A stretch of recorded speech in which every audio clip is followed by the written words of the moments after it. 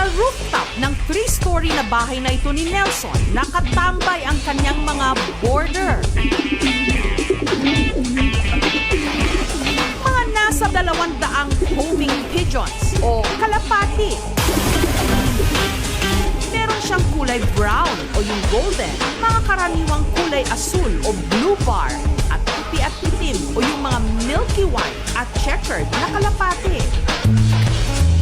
Ito yung patuka ko sa kalapate. Ready mix na yung binili ko. 2 times a day ang kain ng kalapate. Before the rest, kaya natin napulitin natin yung warming, tapos yung takbo natin. Para lalo silang tumibay. Sa dami ng kanyang mga kalapati, tinatayang nasa 15,000 ang ginagastos niya sa mga ito kada buwan. Nagsimula akong makahilig sa kalapate nung 16 years old pa lang ako. 52